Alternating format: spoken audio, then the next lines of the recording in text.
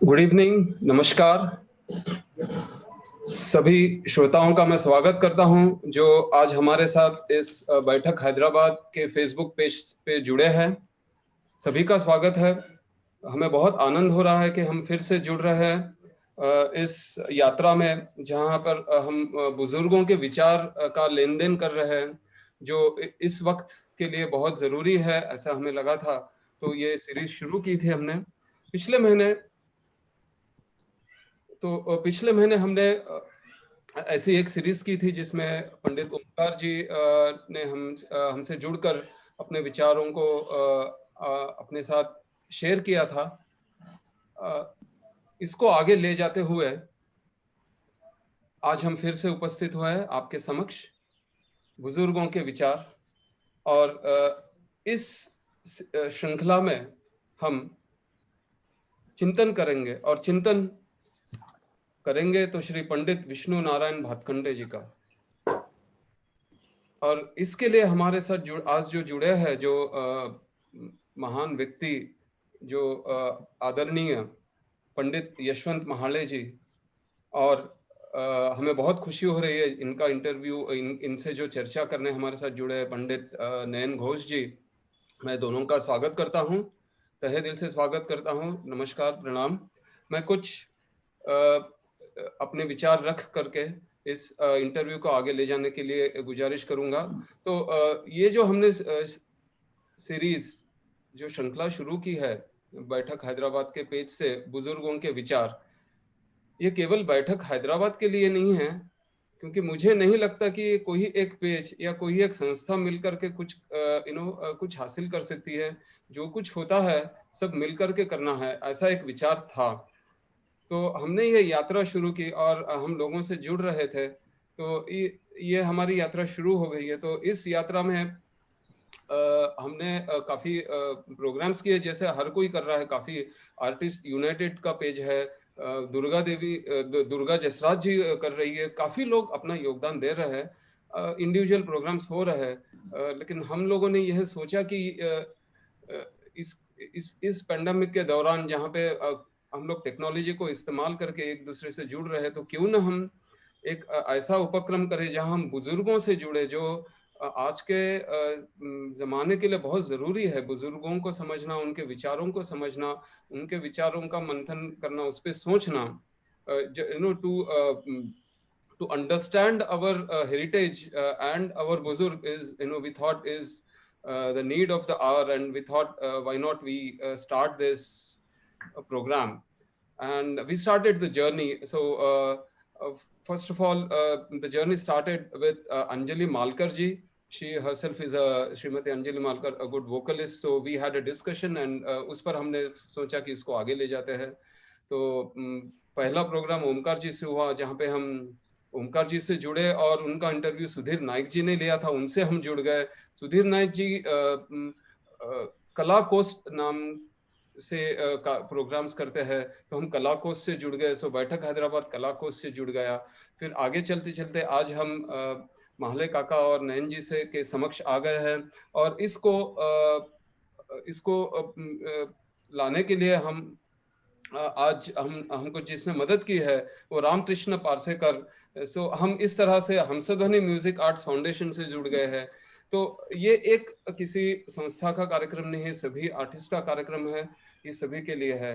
तो ये इस विचार से हमने शुरू किया था। तो मैं आज के जो हमारे साथ जो जुड़े हैं, जो महान व्यक्ति, उनके बारे में कुछ अल्प बातें कहता हूं, जो मेरा ये कहने का कोई अधिकार नहीं है। जब मैंने माहले काका जी और नयन जी से बात की और माहले काका के बारे में पढ़ा, तो मुझे एक महाराष्ट्र के जो सबसे बड़े संत है, समर्थ रामदास स्वामी, उनके बारे में याद आया। क्यों याद आया? तो ये ऐसा है, उन्होंने जो ग्रंथ लिखा है दासबोध, उसमें उन्होंने गुरु का स्तवन किया है।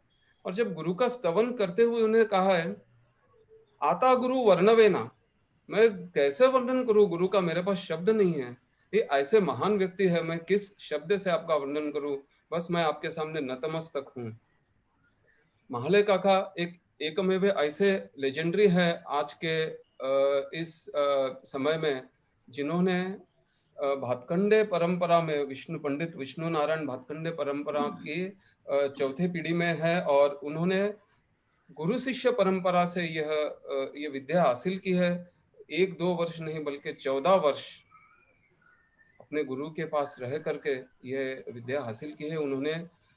विद्या हासिल करने के बावजूद इसको शेयर भी किया है सभी से, काफी अच्छी तरह से अच्छे शिष्यों को इस अपनी विद्या दी है। वो हमेशा कहते हैं विद्या का उल्टा जो होता है वो द्यावी, मराठी में द्यावी मतलब देना है। ऐसा पहले, जैसे मैंने पहली बार जब काका से जुड़ा तो पहला शब्द यही कहा है, और ये हमेशा सभी से यह कहते हैं कि विद्या देनी चाहिए।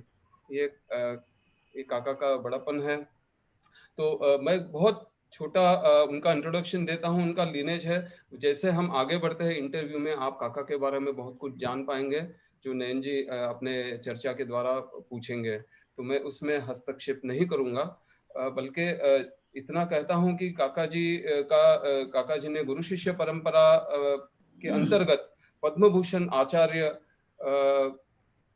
स्वर्गीय एस.एन. रतनकर जी से 1960 से 1974 तक I guess he has received his talim, and 14 वर्ष. Yes, and at that time it was at Maris College of Music, Lucknow. I think it was started in 1926 by Bhatkhande ji. Later, now it is known as Bhatkhande Music Institute, which is now a deemed university. A great lot of work has been done, and as when we approached Kaka, he said the title of this program should be Bhatkhande Punarchintan, Pandit Bhatkhande. So the reason is the system, as you know, as the time passes, things become mechanical, and we don't realize what has happened in the history to bring this today to us, how it has traveled, how the evolution has happened. We rarely take out time to understand what pains have been taken by our Buzurg. So I think this is the apt title which was suggested, and we will have this. So as I said, we have two maestros with us. We were so grateful to Nanda that he accepted to take interview and get in discussion with Kaka. So what should I speak about Nanda? Again, Nanda, a very great acclaimed artist, not only in India, is an internationally known artist, and his lineage, he has inherited this rich culture from 6 generations of his predecessors, if I'm correct, Nanda, and his father, Pandit Nikhil Ghosh, and his uncle Pannalal Ghosh. Such a rich tradition he belongs to. And he's the only artist, superlative artist, who has mastered 2 forms of art, which is sitar and tabla, which I guess everyone knows across the globe. But one thing I want to tell, as I was reading about Nanda, he's also equally good in vocal. Because if I have understood correctly, his initial talim from Pandit Nikhil Ghosh was through vocal. So that is something which itself speaks about Nanda. He, as far as tabla is concerned, because I know tabla, he has mastered all the gharanas, the major gharanas, Farrukhabad, Delhi, Ajrada, Lucknow, and Punjab schools. And he's equally known for his Sat Sangat, which was our and the title which we discussed. So which anyone who listens to Nanda will realize how good he was in his. To speak about his career, he started at the age of 4 with his first performance. And Nanda, congratulations. I guess you have completed 52 years of your professional tabla playing and sitar playing now. So it is the 52nd year you have entered now. We congratulate you, and we look for many more such years ahead with great performance of yours, which we will witness definitely. So to talk about the awards which Nayanda has received. He was conferred with Sangeet Natak Academy Award in 2014 for tabla by the then Honorable President of India, Shri Pranab Mukherjee. And I'm just reading it out because there is a list of awards. Nevertheless, he also has been honored with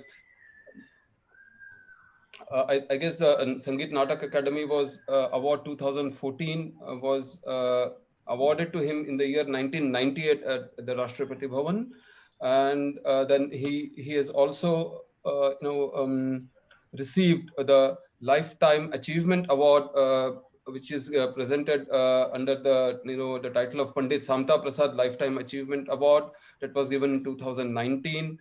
And he has also received an achievement award by the Lieutenant Government of Governor of California, Gary Davis, in Los Angeles, and his honorary doctorate from Indian Art and Music Society, Kolkata.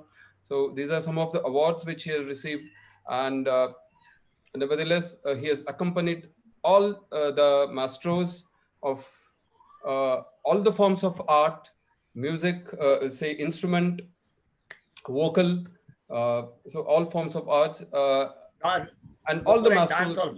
Yes, a dance. So, so if we have to say, take some of the names, say the Galaxy of Stars, Buddhadev Dasagupta, Shiv Kumar Sharma ji, Amjad Ali Khan ji, Pandit Jasraj ji, Halim Jafar Khan, Rais Khan, L. Subramaniam, among other stalwarts. So these are all the Ravi Shankar ji and Ustad Vilayat Khan Sahab. Yes, Pandit Ravi Shankar ji and Ustad Vilayat Khan Sahab.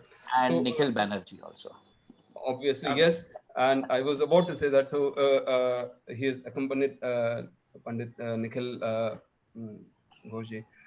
So here, something which I thought I should also mention is, now apart from his accompaniment, his professional, the other side of the professionalism, he has collaborated with several world musicians as well.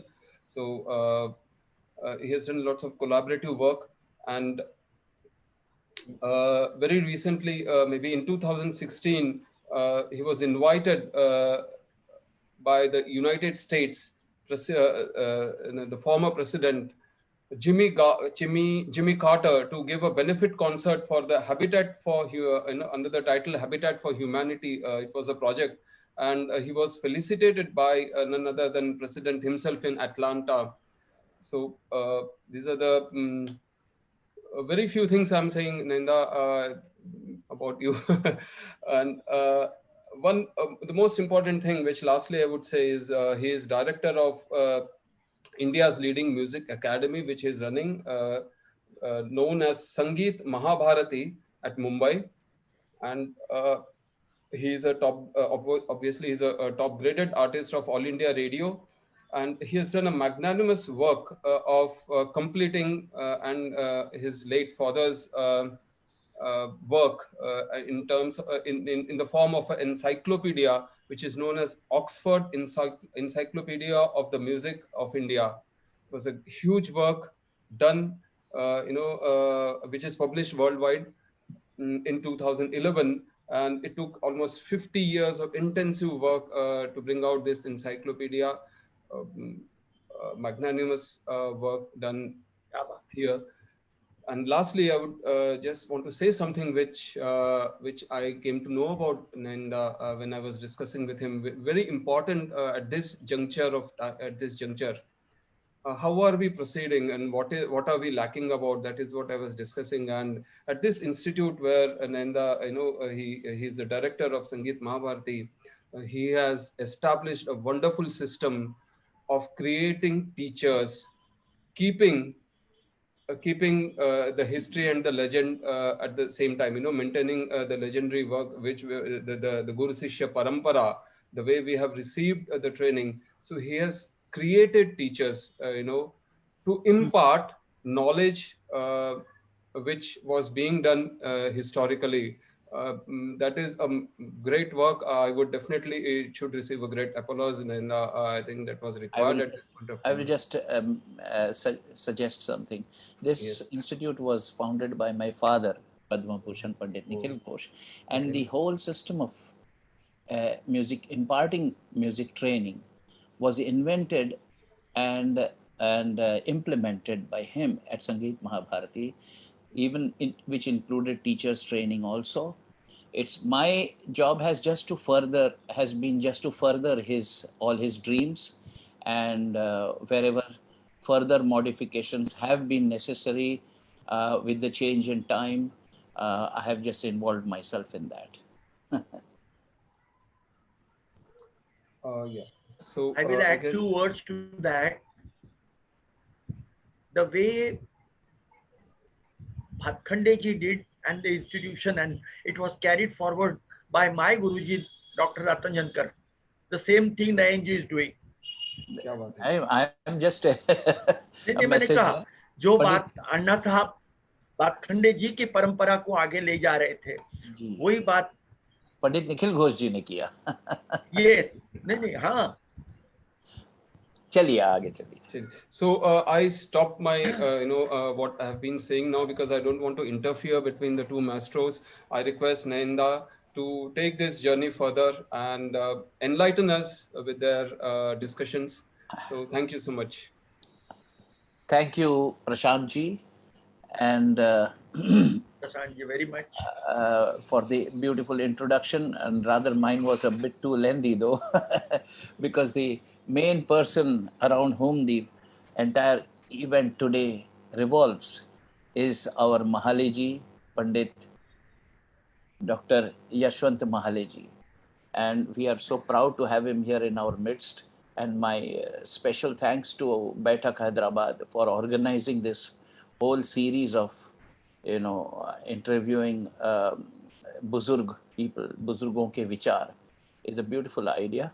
And I feel happy and privileged and honored to be invited to interview such a great Vidwan like Pandit Mahaleji.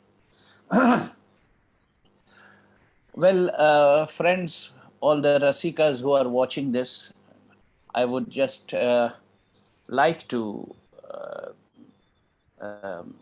introduce a little more information about Pandit Mahaleji, whom we have in our midst today. He is one of the last remaining giants of a scholar of musicology today in India. And coming from the great Bhatkhande Ratan Jankar Parampara, he is a great representative of this Parampara, which had so many luminaries representing this Parampara. Our discussion will be revolving around Pandit Bhatkhande, his life and works. But the legacy that the great historical figure, Bhatkhande has left behind with such luminaries like his disciples, Dr. S.N. Ratan Jankar ji, Acharya Ratan Jankar ji, Raja Bhaiya Puchwale, and many others. And in the succeeding generation after Ratan Jankar ji, his disciples, Ginde Sahab, Bhatt Sahab, C.R. Bhatt ji, Chidanand Nagarkar ji, Dinkar Kaikini ji, Dantale Sahab, and many others, and Mahaleji. This is mainly to acquaint the listeners and viewers here today about Mahaleji, that what is very important is there has in India been two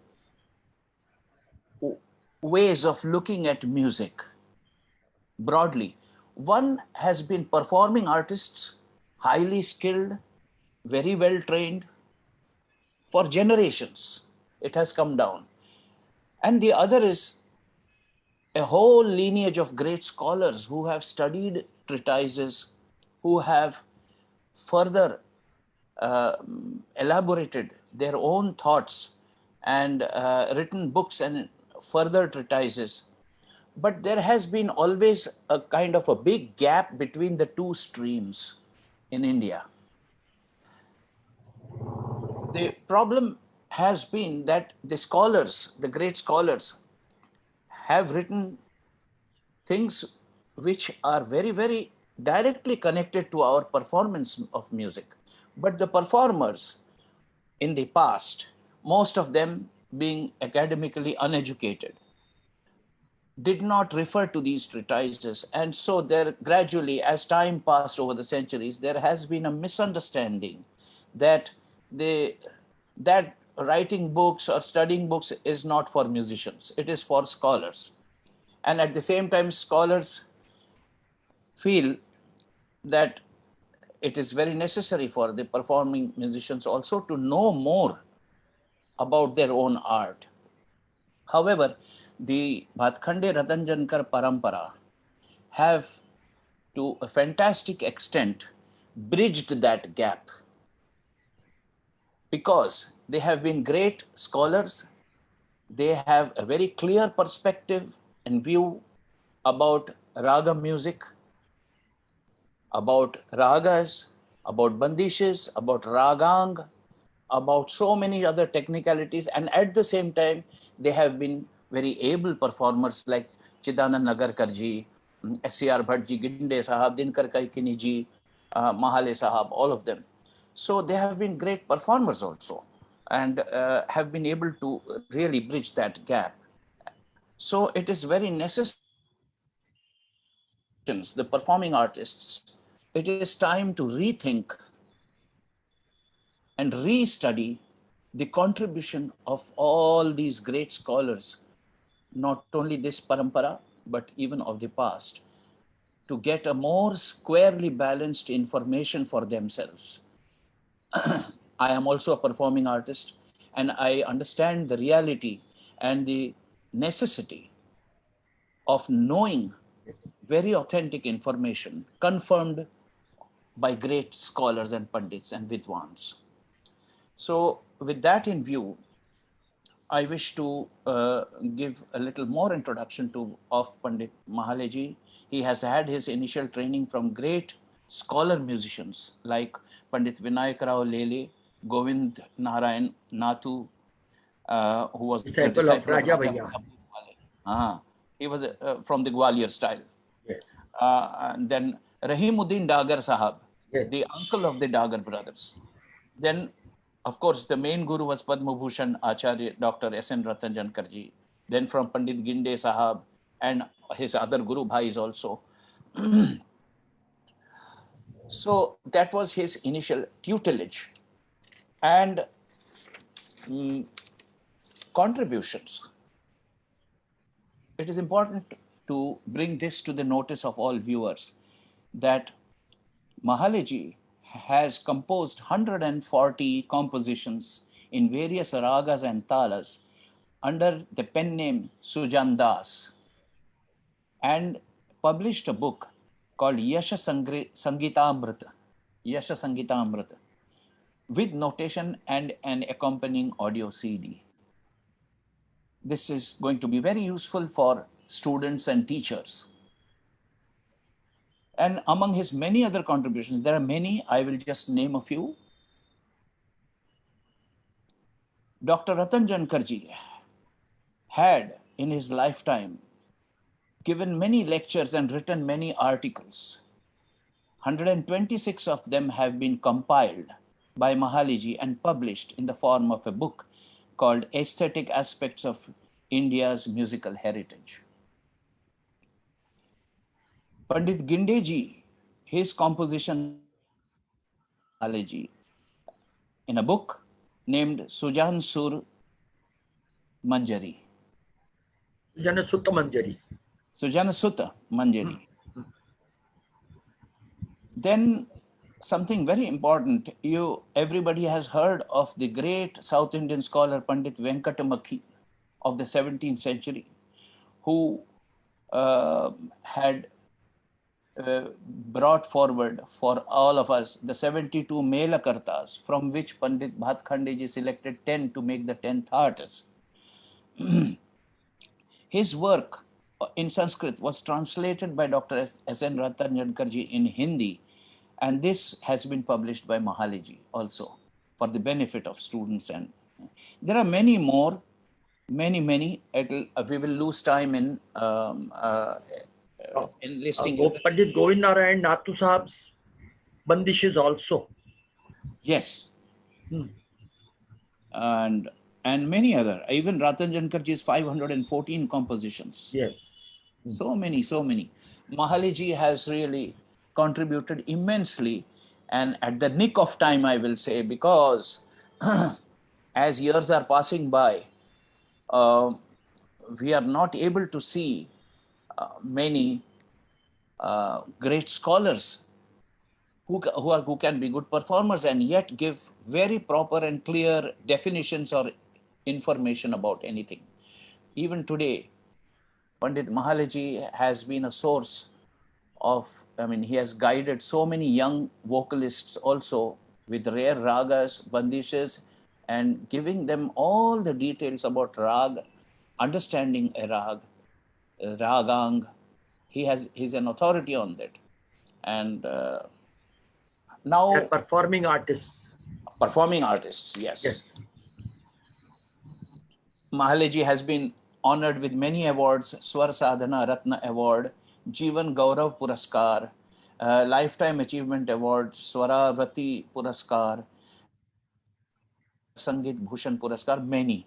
And very interesting for all the viewers, Mahali ji retired as Chief Protocol Officer from Life Insurance Company of India in 1995.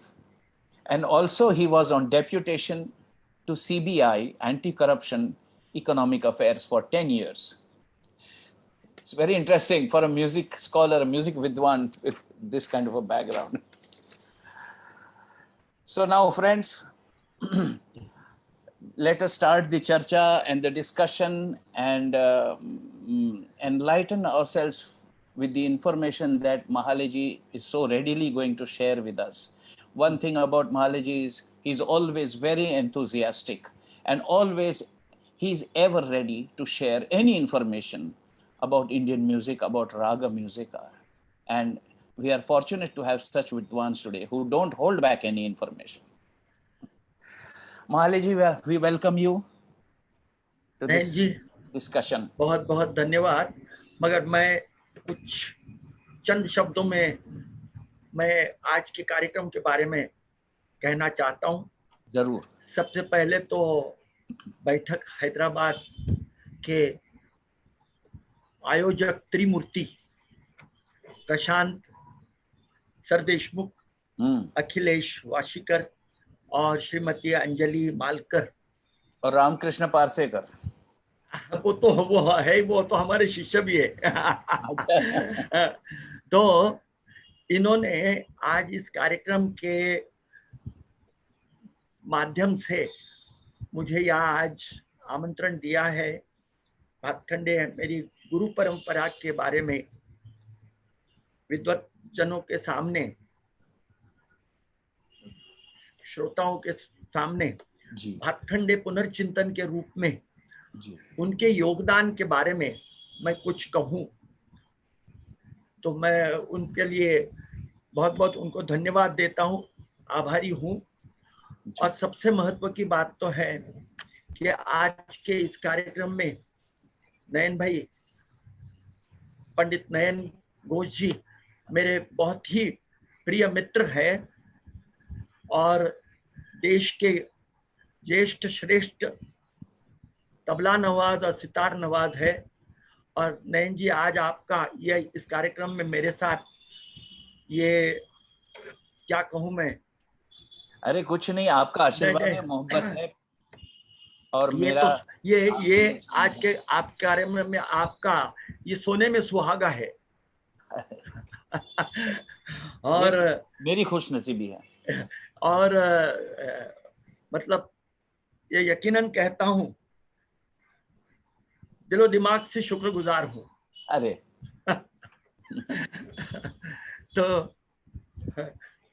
तो शुरू करें महाले जी, अगर जी, आप जी, इजाजत दें तो। जी जी जी जी।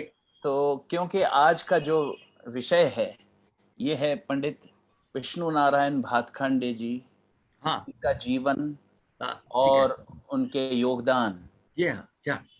इसी यही है विषय। तो इस पर हम खास करके आज के जो रसिक हैं, जो व्यूअर्स हैं, जी हाँ।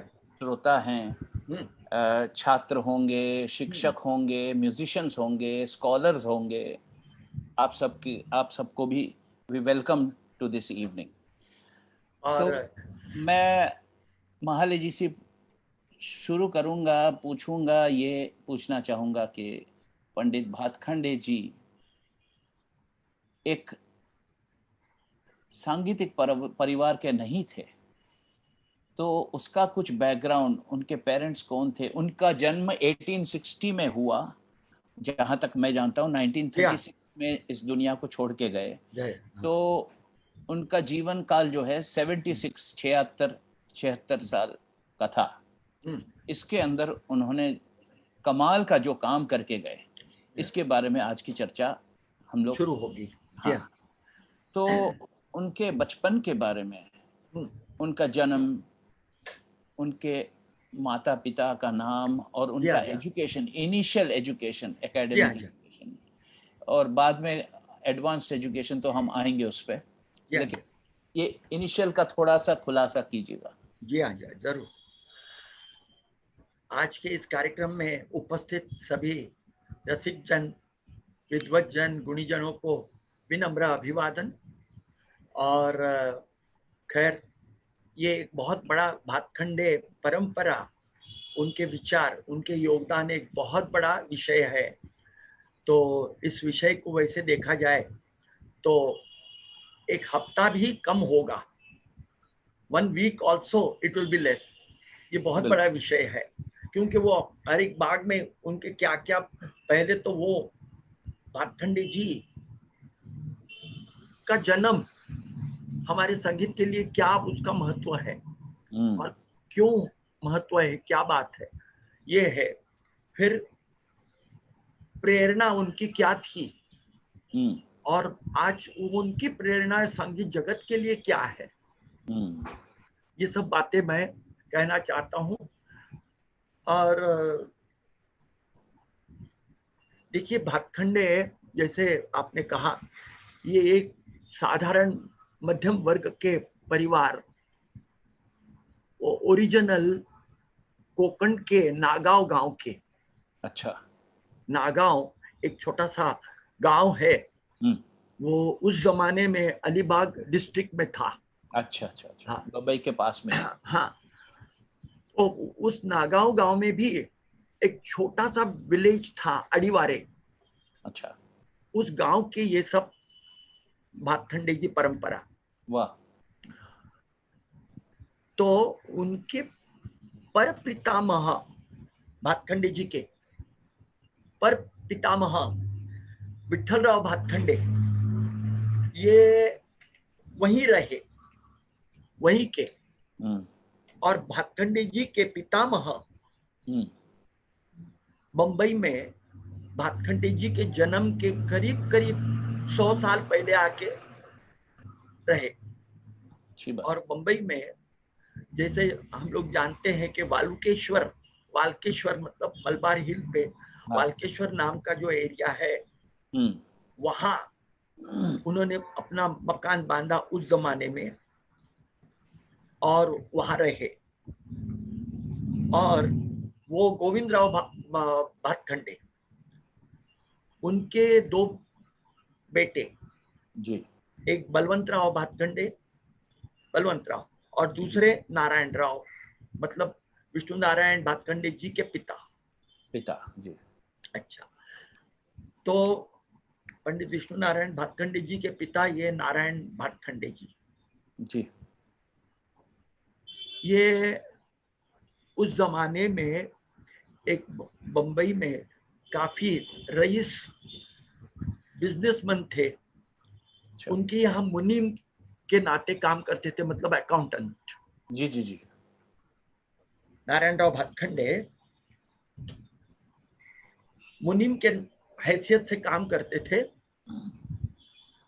उसी के साथ जैसे लोगों को मालूम होगा, हमारे बंबई के वेस्टर्न सबर्ब में चर्नी रोड स्टेशन के पास ठाकुर द्वार नाम का जो एरिया है महाराष्ट्रियन, वहां राम का मंदिर है, बड़ा बहुत पुराना मंदिर है, जिसको गोरा राम का मंदिर कहते हैं। अच्छा। हाँ, उस मंदिर की पूरी देखभाल मतलब भातखंडे की नारायण राव भातखंडे करते थे। अच्छा अच्छा। हाँ, तो मतलब सब तरह से मंदिर के उनके पास ये था। और अपने स्पेयर टाइम में उनको स्वर मंडल बजाने का शौक था। अरे वाह। हाँ, वो खुद स्वर मंडल बजाते थे। हमारे भातखंडे जी, विष्णु नारायण भातखंडे जी, अब हम कहते हैं कि हमारे संगीत को नष्ट होने से बचाने के लिए दो विष्णु के अवतारों का अवतार हुए, एक विष्णु नारायण भातखंडे और एक विष्णु दिगंबर पलुस्कर। ये मेरा बहुत बड़ा सौभाग्य रहा कि मुझे भातखंडे परंपरा में संगीत की शिक्षा मिली, सहयोग मिला, गुरु चरणों में बैठ के विद्या ग्रहण करने का मौका मिला और महान गुरु मिले, सभी जो मिले और सभी गुरु मिले जो वो इसी परंपरा के मिले, उसके बारे में मैं कहूंगा।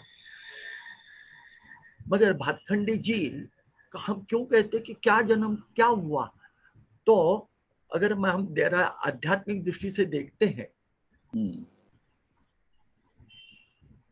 तो विष्णु भगवान ने कृष्ण के रूप में अवतार लिया महाभारत में, और उस वक्त उन्होंने गीता में कहा है कि जब जब आवश्यकता होगी मैं अवतार लेता हूं। और वैसी ही हालत हमारे संगीत की थी भातखंडे जी के जन्म के वक्त। मैं बहुत ज्यादा इलेबोरेट नहीं करूं क्योंकि आगे जाना है। मैं इसी को और दूसरे शब्दों में ये कहना चाहूंगा कि बड़े इतिहास में एक बड़ा क्रूशियल टाइम में ये दोनों विष्णु का जन्म हुआ और उनका आना हुआ। बहुत जरूरी था, ये हमारे भारतीय संगीत बहुत अत्यंत जरूरी था, जिसको कहते हैं, हम कहेंगे जनरल डिकेडेंस। हाँ, जनरल डिकेडेंस सभी दृष्टि से। हाँ हाँ, तो संगीत रहना, उसके लिए बहुत एटमॉस्फेयर, शांति चाहिए। नहीं, और समाज में संगीत को सबसे नीचे का स्तर पे चला गया था, ये को ऊपर लाने में ये दोनों विष्णु ने बहुत बड़ा काम किया। बड़ा काम किया। मगर दूसरी बात मैं भी कहना चाहता हूँ, भातखंडे जी का जन्म ये एक बहुत ऑस्पिशियस डे है, बहुत हमारे यहाँ शुभ दिवस है। अच्छा। वो है कृष्ण जन्माष्टमी के दिन। ओह, अच्छा अच्छा। कृष्ण जन्माष्टमी के दिन 10 अगस्त, शुक्रवार दिनांक 10 अगस्त 1860 के दिन सुबह 8:30 बजे ये भातखंडे जी का जन्म का वक्त है। और मैं आपको एक बताना चाहता हूं, जैसे मैंने अभी कहा कि कृष्ण ने कहा कि जब जब आवश्यकता होती है मैं जन्म लेता हूं, और कृष्ण जन्माष्टमी के दिन हुआ। वो इसलिए हुआ कि हमारे भगवत गीता के 10वें अध्याय में 22वें श्लोक के पहले लाइन में श्री कृष्ण जी ने अर्जुन को कहा है, सर्व वेदानाम सामवेदोस्मि, मतलब सर्व वेद में मैं सामवेद हूं। अच्छा, ये कृष्ण भगवान ने जब कहा सर्व वेदानाम सामवेदोस्मि, मतलब सर्व वेद में मैं सामवेद हूं। अच्छा, और इसलिए कृष्ण जन्माष्टमी के दिन भातखंडे जी का जो जन्म हुआ है, ये एक बहुत बड़ी हमारे संगीत को नष्ट होने से बचाने के लिए ही हुआ। बहुत सही बात, बहुत सही बात। तो सर्व वेदानाम सामवेदोस्मि ऐसा जब कहा है तो उन्होंने, उनको लगा कि नहीं, अब हमारी ये सामवेद की परंपरा आगे नष्ट होने जा रही है, इसलिए उन्होंने भातखंडे जी के रूप में अवतार लिया। जी जी जी।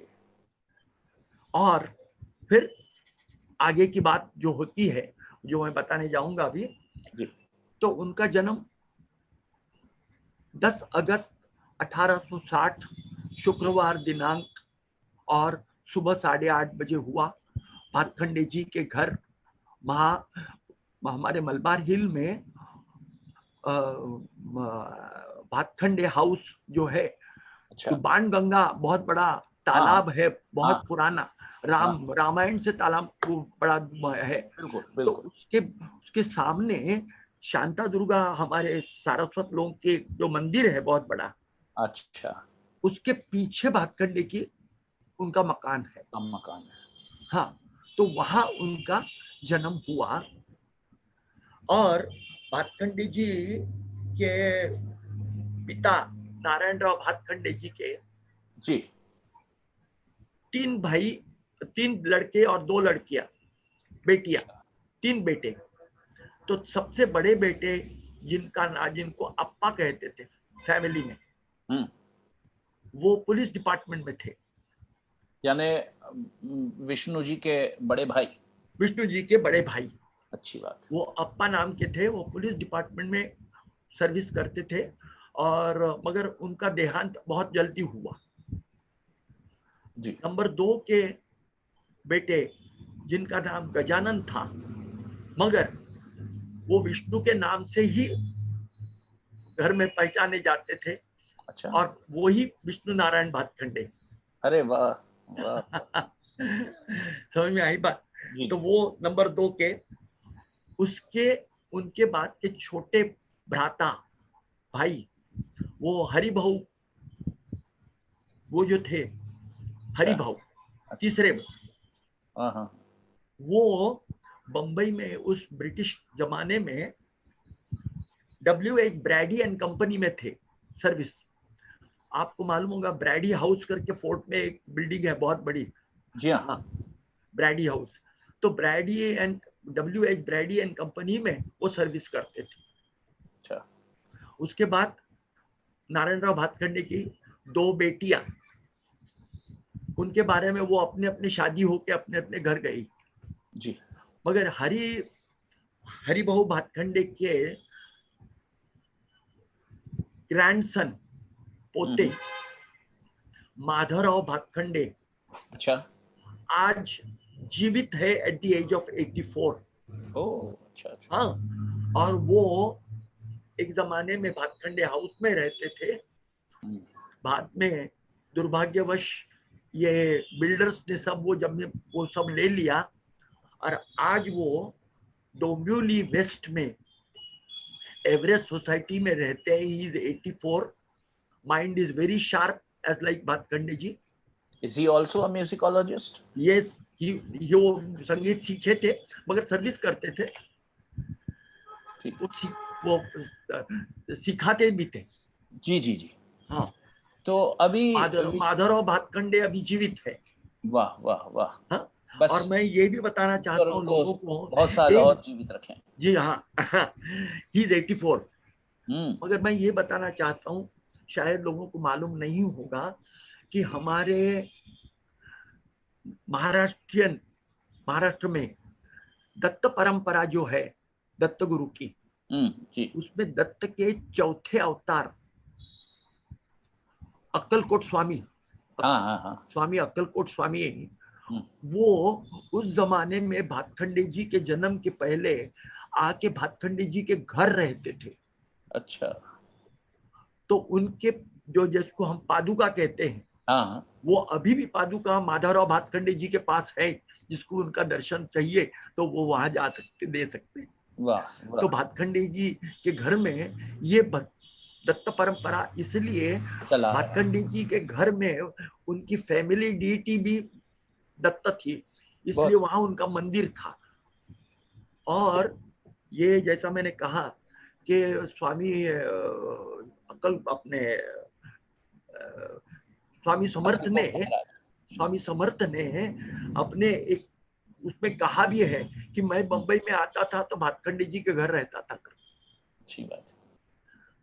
तो उसके बाद अब ये फिर भातखंडे जी का जन्म 1860 में हुआ। हाँ, फिर उनकी पढ़ाई मैं बता रहा हूं आपको। अब भातखंडे जी उस जमाने में स्कूल लोअर परेल में एल्फिंस्टन हाई स्कूल था, वहां जाते थे स्कूल में। अच्छा। मलबार हिल से वहां 5-6 किलोमीटर पैदल जाते थे। और भी बच्चे उनके क्लासमेट्स वगैरह भी एक साथ जाते थे, हंसी मजाक करते हुए जाते थे। तो 6 किलोमीटर जाना, 6 किलोमीटर आना। जी। वो तो एल्फिंस्टन हाई स्कूल में वो वहां पढ़ाई हुई उनकी, और करीब करीब 1880 में वो स्कूल पढ़ाई उनकी खत्म हुई जी। उसके बाद वो बंबई के एल्फिंस्टन कॉलेज में भर्ती हुए। हाँ, और एल्फिंस्टन कॉलेज में 1885 में ग्रेजुएट हुए। अच्छा। और 85 में ग्रेजुएट हुए, 87 में लॉ ग्रेजुएट हुए। हाँ, वकालत भी पढ़ा। वकालत, अब मैं उसके बारे में कहूंगा। वकालत हुए 87 में, तो 87 से 89 2 साल उन्होंने कराची में लॉ प्रैक्टिस किया। अच्छा, वकालत उन्होंने वहां किया। और उनके वक्त के वो हमारे देश के नंबर 1 क्रॉस एग्जामिनर थे। अच्छा, अरे वाह। वाह वाह। 1 नंबर के क्रॉस एग्जामिनर थे। और उनके जीवन में जब तक उन्होंने लॉ प्रैक्टिस किया है, यकीनन बता रहा हूं, एक भी उन्होंने कोई केस हारे नहीं। वाह वाह वाह, बहुत बड़े उस्ताद थे। वाह। He has won every case in his life. भाई, वकालती में भी बहुत बड़े उस्ताद थे, बहुत। और वो यही उनका जो एक पर्सनालिटी का जो क्वालिटी है, जिसकी वजह से वो महान कार्य संगीत में हुआ, जो मैं बाद में कहूंगा। हाँ, मगर लॉ के उनके सब्जेक्ट था criminal law and act of evidence. ये 2 उनके सब्जेक्ट थे। और मैं बता रहा हूं, संगीत तो उनका चालू बाद में हुआ, शुरू हुआ, मैं बता रहा हूं, मगर एक्ट ऑफ एविडेंस के उन्होंने वो जो क्लॉजेस थे, सूत्र, उसको उन्होंने श्लोकबद्ध करके, रागबद्ध करके, जब वो लॉ के क्लासेस लेते थे तो लक्षण गीत जैसे उन्होंने सिखाए। अरे वाह। और बहुत जल्दी याद हो जाते थे। वाह वाह। स्टूडेंट्स को समझ में आई बात? जी। हाँ। अच्छा, अब जब उनकी पढ़ाई शुरू हुई, तो उस पढ़ाई के दरमियान, अब जैसे मैंने कहा कि बचपन से वो संगीत लेके आए थे। हाँ, मैं वही पूछना चाह रहा था। मैं आ रहा हूँ। संगीत वो लेके आए थे। क्यों? कि पिताजी स्वरमंडल जब बजाते थे, तो पिताजी उनको कभी जब छोटे थे तो बिठवाते थे अपने गोद में, हाथ में स्वरमंडल के बजवा लेते थे। इतना ही नहीं तो कहते बैठो, बजाते थे ये सा, और अब स्वर सब स्वर ज्ञान वहां हो गया उनको। समझ गया। और माताजी उनके जैसे कोई भजन वगैरह लेडीज के कार्यक्रमों में गाती थी। अच्छा। बस, तो उनकी जैसे रेजर शार्प मेमोरी नहीं, बल्कि फोटोजेनिक मेमोरी थी। वाह वाह। कि जो कुछ सुना वो हाथ ग्रहण हो गया। तो उनको इनका इतना स्वर ज्ञान हो गया था जी। तो फिर जैसे जैसे वो स्कूल एजुकेशन हुआ, बड़े हो गए, पहले तो उन्होंने फ्लूट सीखा। वहां पर एक कोई फ्लूट सिखाने वाले थे बालकेश्वर में, उनसे फ्लूट सीखा। उसके बाद वो जब वो आते थे तो रास्ते में एक मकान में उन्होंने देखा कोई सितार बजा रहा है। हाँ हाँ हाँ हाँ, अच्छा, तो वल्लभ दास दामोदर जी। तो वो सितार जो बजा रहे थे, वो सितार जो बजाने वाले थे उनका नाम गोपाल गिरी है। गोपाल गिरी। अच्छा, पहले गोपाल तो गिरी। गोपाल गिरी, इनसे उन्होंने सीखती, वो भी भाटिया कम्युनिटी के। तो उस जमाने में ये भाटिया कम्युनिटी वगैरह काफी लोग थे वहां पर भी, बहुत थे, हाँ, उस साइड काफी थे। पूरे वालकेश्वर से लेके पूरा जी मरीन ड्राइव। जी जी जी जी। तो गोपाल गिरी के पास वो कभी कभी वहां खड़े रह के सुनते थे। तो जी। उन्होंने कहा कि, और ये बातें घर में मालूम नहीं थी किसी को। अच्छा। हाँ, क्योंकि वो जमाना ऐसा था नयन भाई कि बच्चा कोई भी ठीक है। अभी फादर ने, उनके पिताजी ने तो स्वर मंडल सीखा, वो तो एक हाँ। शौकिया सीखा, मगर किसी बच्चे को संगीत के क्षेत्र में जाना मतलब खत्म है वो। नहीं नहीं, उस समय समाज में ही ऐसा था। ऐसा ही समाज था, तो मतलब समाज की धारणा ऐसी ही थी सबकी। हाँ। हाँ, तो वो ये मालूम नहीं था। अच्छा, तो फिर जब वो रात को अपने बरामदे में सोते थे जानबूझ के, क्योंकि बाहर चाहिए हवा, और फिर वहां से जाते थे सतार सीखने। अच्छा। तो वो गोपाल गिरी के यहाँ काफी उन्होंने देखा कि भाई ये सीख रहा है, तो उसको सिखाया। बाद वाह। में गोपाल गिरी ने उनके गुरु जो थे वल्लभ दास दामुल जी, हाँ, मैं यही नाम कहने मैं वाला मुझे कह रहा हूँ मैं, वो उनके था। गुरु थे, और वो अंध ब्लाइंड थे। अच्छा। अच्छा, उनके वो सितार और बीन दोनों बजाते थे। ओ अच्छा। हाँ, तो फिर उनसे सीखने गए, उनके पास तालीम मिली।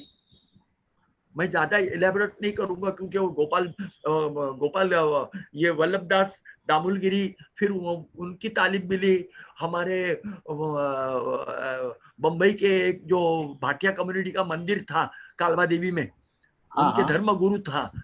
हाँ, उनसे सीखे थे सतार। फिर अच्छा। पन्नालाल बनारस के सतार जो थे, हाँ हाँ, पन्नालाल सितारी, हाँ। हाँ, उनसे उनसे वो परंपरा थी उनकी। तो भातखंडे जी ने वो वल्लभ दास दामुल जी से सवतार सीखे, और फिर जब कॉलेज में एडमिशन हुआ तो इधर उधर छोटे मोटे प्रोग्राम करते थे, अच्छा। अच्छा बजाते थे। वाह। ये रिकॉर्ड है। एक बार उनके पिताजी को एक कार्यक्रम के लिए आमंत्रण था, उनको मालूम नहीं था कि अपना बेटा बजाने वाला है। तो वहां गए, देखते तो सदा, तुम सतार कब सीखे हो, किससे सीखे हो, उनको मालूम भी नहीं था। हाँ, मुझे बताया क्यों नहीं, मगर उनको अंदर से तो ये हुआ कि बेटा बहुत बेटा अच्छी अच्छा। सतार बजा रहा है। वाह वाह। और ये उनको मालूम हो गया, और अच्छी बजाता था। और तो पहले बांसुरी बजाई, फिर सतार सीखे, वाह। और फिर 1880 जैसे मैंने कहा 85 में 87 में लॉ पास किए, 87 से 89 वो वहां रहे, कराची गए। और जब कराची में रहे उस दरमियान वहां के जो प्रदेश थे वहां उन्होंने भ्रमण किया, सिंध, हैदराबाद, लाहौर, कच्छ, उन प्रदेशों में जाके, उन प्रदेशों में बड़ी बड़ी लाइब्रेरियों, ग्रंथालयों की जाके हमारे पुराने ग्रंथ, मध्यकालीन ग्रंथ का संकलन किया, उनका अभ्यास किया, वहां के बुजुर्ग गायकों के वादकों से चर्चा की रागों के बारे में। ये सब उनका चलता रहा वहां पे भी। और वहां से जब वो वापस आए 89 में, तो बंबई में उन्होंने वकालत करनी शुरू की। अच्छी बात। और फिर लॉ के क्लासेस कंडक्ट करते थे। अच्छा। हाँ, और उस वक्त जी मैंने कहा कि जैसे वो एक्ट ऑफ एविडेंस के वो श्लोक करके वो सिखाते थे। हो गए।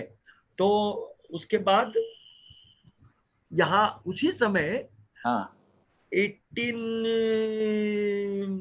क्या कहते हैं, अब 89 तो हो गया ना 84 में गायन उत्तेजक मंडली के सभासद हुए बंबई में।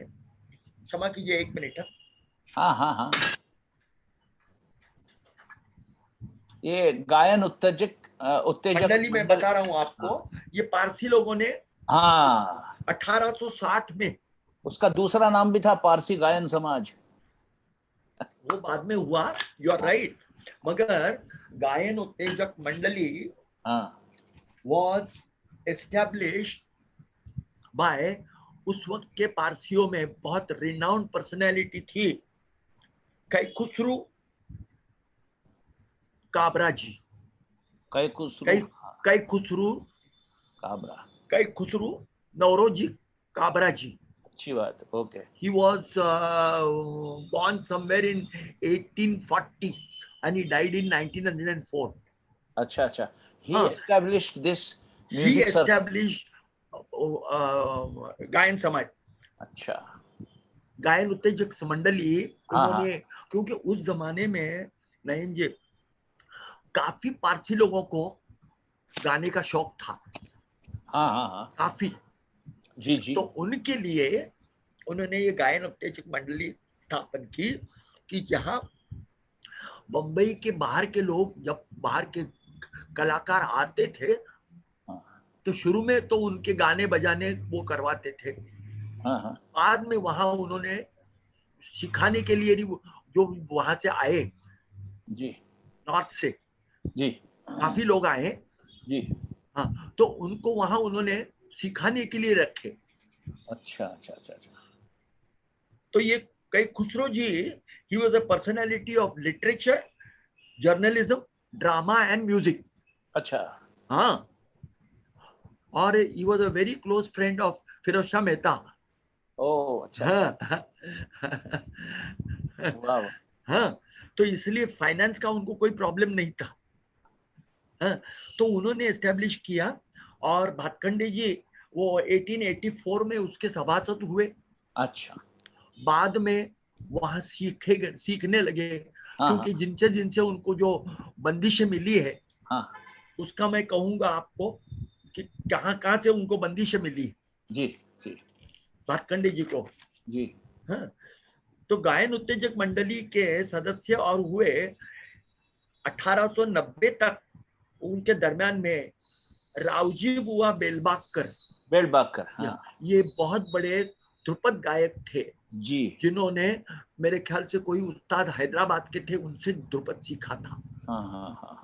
तो इन्होंने उनसे ध्रुपद सीखे और 300 ध्रुपद उन्होंने सीखकर कंठस्थ किए। 300। क्या बात, समझ में आई बात?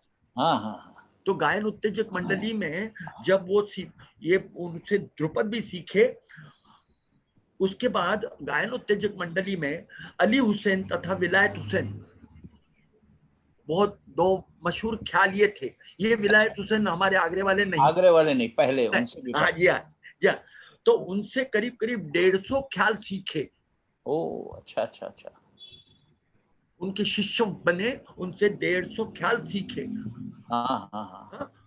उस दरमियान गायन उत्तेजक मंडली में जितने भी गायक आते थे उनके गायन सुनते थे, उनसे चर्चा करते थे, और ये सब उनकी मेमोरी इतनी शार्प मेमोरी कि उनकी चर्चा जो कुछ हुए रागों के बारे में सबका नोटिंग रख देते थे। जी जी जी, समझ में आई? तो ये भी उनका जी जी, हाँ, तो ये उनका गायन उत्तेजक मंडली में वो सीखने लगे। और बाद में जब इन्होंने भारत भर भ्रमण किया, हमारे पुराने ग्रंथों का, मध्यकालीन ग्रंथों का संग्रह करके उन पर मनन चिंतन करके उसमें संगीत, जब उनको ये पता चला कि ग्रंथों में लिखा हुआ संगीत और उनके वक्त का संगीत में कोई मेल नहीं था। अच्छा, नो लिंकेज एट ऑल। तो उन्होंने जब कहा कि हमारी अगर संगीत परंपरा सामवेद की है, तो वो शारंगदेव के ग्रंथ नाट्य शास्त्र और उसके बाद के ग्रंथ उनसे और जो उनके वक्त की जो गायन कला थी हाँ। उससे कोई मेल नहीं था। अच्छा। तो उन्होंने ये देखा कि भाई ये क्यों नहीं है, क्योंकि वो एक वकील होने के नाते हाँ, वो इंक्विजिटिव माइंड था उनका, इन्वेस्टिगेट किया। इन्वेस्टिगेटिव ये था उनका। हाँ, जी। फिर going deep to the roots and to find out कि भाई क्या है, क्यों नहीं। क्यों नहीं। हाँ हाँ, फिर सेंस ऑफ रीजनिंग, हाँ ये बहुत इंपॉर्टेंट। हाँ फिर हिस्टोरिकल इमेजिनेशन, हाँ हाँ हाँ। ये जब क्वालिटी सब उनमें जो थी उसकी वजह से वो ये सब देखते करते रहे और सबसे उन्होंने बंदिशें लेते रहे, उसका संग्रह किया, एक अच्छी बात भ्रमण आपने किया। कहा, हाँ, हिस्टोरिकल इमेजिनेशन बहुत इंपॉर्टेंट। वेरी मौज, उसके बगैर कि अगर ये ऐसा है तो पहले क्या होगा।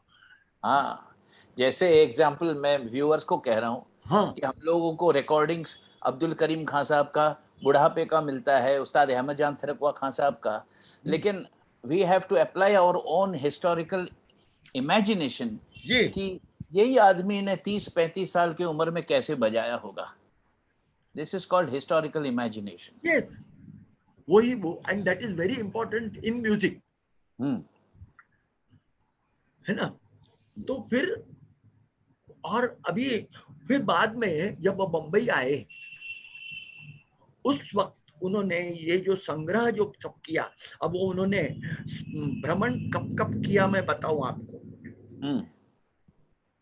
पहला भ्रमण उनका हुआ वो 1896 में। अच्छा पश्चिम यात्रा, अच्छा। पश्चिम भारत की यात्रा हाँ हाँ हाँ हाँ हुई, परंतु इस पश्चिम भारत की यात्रा का हाँ। जो यात्रा के कोई रिकॉर्ड अवेलेबल नहीं है। अच्छा। केवल उन्होंने संगीत पद्धति में गुरु शिष्य के रूप में अपने शिष्यों को कहते हुए उसका संदर्भ दिया है, उसकी जानकारी दी है। अच्छा। तो वेस्टर्न 1896 में जी जी। जो पहला सफर उनका हुआ वेस्टर्न, पश्चिम जी यात्रा, उसका कोई रिकॉर्ड नहीं है, मगर जी जी। चर्चा है उसकी। हाँ उसके जी। बाद 1904 में दक्षिण की यात्रा की, 1904 में, बराबर है। हाँ, 1904, उसके बारे में मैं उनसे जो नहीं जहाँ नहीं तक मुझे थोड़ा बहुत मालूम है, वहाँ सुब्बा रामा शुभराम दीक्षितार जी के दीक्षित, साथ है। वो दीक्षित परंपरा से ये ठाट पद्धति की उनकी सब इंफॉर्मेशन मिली, और बाद में मैं उसका डिस्कस करूंगा। तो 72 मेल करता का स्टडी यस हुआ। I will talk about that. So 1904 में दक्षिण भारत की यात्रा, जी जी। फिर 1907 में ईस्टर्न भारत की यात्रा, अच्छा। और 1908 में उत्तर भारत की यात्रा। जी। ये सब तब तक 1910 तक सब उन्होंने पूरा किया, और वहां के जितने भी गायक वादक संगीतज्ञ थे उनसे उन्होंने चर्चा की, हाँ, उनकी ये नोटिंग की है, उनकी काम की डायरी बात। बनाई उन्होंने, और फिर वो आगे उसका मनन चिंतन करते रहे। और ये भ्रमण का वो गायन उत्तेजक मंडली में लेक्चर देते थे। हाँ हाँ हाँ हाँ। समझ में आई बात? जो उनके जो फाइंडिंग्स थे, डिफाइंडिंग, उनके जितने फाइंडिंग्स थे उसमें उसको। क्या थे, और ग्रंथ क्या कहते हैं, हमारा संगीत क्या है, इसके बारे में वो कहते थे। और फिर वहाँ के जो गायन उत्तेजक मंडली में जो बड़े बड़े उस वक्त के उस्ताद गुणी लोग आते थे, उनसे चर्चा होती थी रागों के बारे में, हाँ कि भाई आपका राग ये है और ये तो ग्रंथ ऐसा कहता है। हाँ हाँ हाँ ऐसी काफी चर्चा होती थी। हाँ। मतलब उनके जो दौर हुए, पश्चिम भारत, दक्षिण, पूर्व और उत्तर भारत का, हर दौर में उन्होंने उस एरिया के बड़े बड़े जो दिग्गज विद्वान या उस्ताद या पंडित हैं, उनके साथ उन्होंने इंटरेक्शन किया, इंटरेक्शन काफी किया। वहां के ग्रंथ उन्होंने अपने संग्रह किया, वो ग्रंथ अपने ले लिए उन्होंने, और उसको कोरिलेट किया, कोरिलेट करते रहे, मगर उनको जो ग्रंथों में लिखा हुआ संगीत था वो संगीत अपने प्रचलित संगीत से कोई मेल नहीं था। हाँ हाँ हाँ। तो उन्होंने फिर ये देखा कि अगर वो नहीं है, परंतु उसके जो रूल्स रेगुलेशंस है, शास्त्र है, उस शास्त्र से अगर हम नया हमारा शास्त्र निर्माण करें, keeping the base as the नए जो आजकल का सब संगीत है, वो आगे कैसे जाए, किस शास्त्र के उस नियमों से, ताकि उसका फाउंडेशन स्ट्रांग मजबूत हो, बल जाए। इसलिए उन्होंने जो पुराने ग्रंथों का अभ्यास करके फिर इस संगीत, उनके वक्त का संगीत को रिलेट करते रहे और उन्होंने नया शास्त्र निर्माण किया। वाह वाह, बहुत बड़ा काम। यानी बहुत जो बेस फाउंडेशन है, प्लिंथ जो होता है एक इमारत का, एक बिल्डिंग का जो प्लिंथ होता है, बेस, उसको उन्होंने फिर से उसके अंदर जीव डाला, उसके अंदर उन्होंने लाइफ डाला और उसको मजबूत किया, ताकि इसके बाद जो आने वाला बिल्डिंग वो सही। ये शास्त्र बनाने के लिए उन्होंने 2000 बंदिशें इकट्ठी की। क्या बात, 2000। वाह वाह। अब वो बंदिशें उन्होंने, मैं बताऊं आपको, मैं रसिकों के लिए कहना चाहूंगा इस जगह एक पॉइंट कहना चाहूंगा। उस जमाने में जबकि हमारे संगीत के जितने बड़े उस्ताद, विद्वान, पंडित, जितने प्रैक्टिशनर्स थे, प्रोफेशनल हेरिटेज, ये ट्रेडिशनल म्यूजिशियंस, वो उतना आराम से कोई भी चीज किसी से शेयर नहीं करते थे उस जमाने में। बिल्कुल नहीं। अपने फैमिली, अपने बेटे के लिए, पोते के लिए रखते थे, लेकिन बाहर के लोगों को नहीं देते थे। और उस जमाने में उनको मनवाने में कितना टाइम गया होगा, उनको मनवा के। बिल्कुल आप कहिए तो मैं बताता हूँ फिर। हाँ, उनसे मनवा के, उनसे चीजें लेके, और ऐसे मैंने यहाँ तक सुना कि कई उस्तादों के पास उन्होंने गंडा भी बंधवाया, ताकि बिल्कुल मैं आने जा रहा हूँ, कहने जा रहा हूँ। गंडा बंधवा के उन्होंने सीख के, रामपुर के नवाब से उन्होंने गंडा बंधवाया। हाँ, रामपुर के नवाब से, वो पुराने वाले। कलबे अली खां। फिर ये बेलबाकर, उनसे उनके ध्रुपद जो लिए, उनसे भी गंडा बंधवाया, जहां उन्होंने, जहां पॉसिबल नहीं। और इसको पूरा डॉक्यूमेंटेड किया, ये सब। नहीं वो मैं आ रहा हूँ, मगर वो ये शास्त्र निर्माण करने के लिए पुराने ग्रंथ, मध्यकालीन ग्रंथ, उसके अलावा उस वक्त के कॉम्पोजिशंस जो उन्होंने बंदिशें इकट्ठी की 2000, उनका अभ्यास किया, उनके राग स्वरूप देखे और वो राग स्वरूप को स्टडी करके पुराने नियम के अनुसार वो राग स्वरूप कैसे आगे जाने हैं, उसका मतलब क्या होता है, उसका शास्त्र उन्होंने बनाया। तो शास्त्र लिखने में उनको ये लगा। इतना। और देखिए, कभी कभी एक ही राग के लिए अलग अलग मत होते हैं, अलग अलग विचार होते हैं। और सबको उन्होंने स्टडी किया होगा, और सबको करके फिर उसको छटाई करके, छान करके। वाह वाह वाह, बहुत बड़ा काम। तो उन्होंने, देखिए, अभी मनरंग घराने के जयपुर के आशिक अली खां और अहमद अली खां, ये दो भाई, ये उनसे उन्होंने 300 चीजें सीख कर हासिल की। 300 चीजें सीखी मनरंग से ही। सुनिए, जयपुर के आशिक अली एवं अहमद अली, ये बंधु दोनों भाई थे। उनसे 300 चीजें उन्होंने सीखी। उनको बाद में बता रहा हूँ, उनको ने लिपिबद्ध किया, नोटेशन किया। और उनके पिता मोहम्मद अली खां हर रंग, अच्छा, मैं कह रहा हूँ, उनसे उन्होंने कोठी वाले से उनकी शुद्धता पर स्वीकृति की। पर ये मोहम्मद अली खां बता रहा हूं मैं, और सैनी वाले मोहम्मद अली खां जो रबाबिये थे, वो अलग है। ये मनरंग हर रंग, जिनका टोपन नाम था, नॉम डिप्लू जी, ये मोहम्मद अली खां ये मनरंग घराने के, तो ये कोठी वाले थे। हाँ हाँ, यही तो। ये मनरंग जो है, मनरंग कौन थे? अब्दुल्ला खां। अच्छा, है मनरंग हाँ। और महारंग, महारंग तो भूपत खान। भूपत खां ये भाई थे। ओ, मनरंग और महारंग भूपत खां। मनरंग मतलब अब्दुल्ला और भूपत खां, ये दो सदारंग के बेटे। अच्छा, ये सदारंग के बेटे महारंग भी। ये मनरंग, मनरंग और महारंग, ये अब्दुल्ला और भूपत खां, अब्दुल्ला खां और भूपत खां। अब्दुल्ला खां ये मनरंग है नाम उनका, मनरंग का नाम अब्दुल्ला खां, और उनके भाई भूपत खां ये महारंग। अच्छा, और दोनों सदारंग के बेटे, बेटे। ये सदारंग के बेटे। सदारंग नियामत खां। एग्जैक्टली। तो उनके परंपरा के मोहम्मद अली हर रंग, भातखंडे के गुरु। वाह वाह वाह वाह। उनकी परंपरा के मोहम्मद अली, और उनके ये जो बेटे हैं, कौन?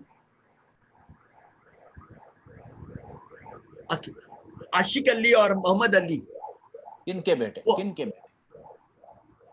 मोहम्मद अली के, भातखंडे जी के। उनके बेटे मुंबई में थे उस वक्त।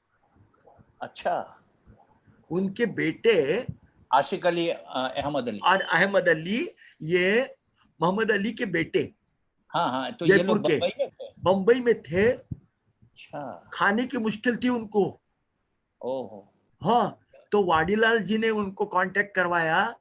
हाँ हाँ। और फिर उनसे ये चीजें ली जो मोहम्मद अली खां को मालूम नहीं थी कि अपने बेटों ने ये चीजें दे दी है। तो वो बहुत नाराज हुए, मगर भातखंडे जी ने उनके पैर छुए, कहने लगे उस्ताद मैं आपका गंडा बांधता हूँ। हाँ, मैं आपका गंडा बांधता हूँ, बनवा लूं, ये आप कहे वैसे करेंगे मैं। तो उन्होंने जो उनके बेटों ने जो उनको बंदिशें दी, उसका उन्होंने नोटेशन किया और फिर कहा मैं गाता हूँ, सुनिए। अच्छा। तो जब उन्होंने भातखंडे जी ने गाया, तो फिर मोहम्मद अली दिखने लगे ये तो बंदिश जैसे हमारी बंदिश गाने होनी चाहिए वैसे ही गा रहे हैं। वैसे ही गा रहे हैं। समझ में आई बात? यानी कंफर्म कर लिया, कि ये बंदिशें खराब नहीं, ये नहीं होगी। वाह वाह वाह। अभी उसके बाद मोहम्मद अली हर रंग उनको बंदिशें देते रहे, उसके ये करते रहे। आज रसिकों को कहूंगा कि हम लोगों का सौभाग्य है कि इतने बड़े उस्तादों की चीजें उनके किताब में जो पब्लिश हुआ, उन्होंने नोटेशन किया, आज हम तक पहुंचा है। मोहम्मद अली खां साहब, मन रंग, हर रंग, इनके सारी चीजें। और उसके बाद भातखंडे जी ने तो सबके इकट्ठे किए। ग्वालियर के हमारे एक ये बता रहा हूं आपको, ग्वालियर घराने की भी चीजें हमको मिली है जी। समझ में आई बात? जी जी। अरे उन्होंने तो रामपुर से बहुत, रेसेनी वालों का बहुत कलेक्शन, काफी वहां तो गंडा बांधा उन्होंने रामपुर के नवाब साहब का। और भी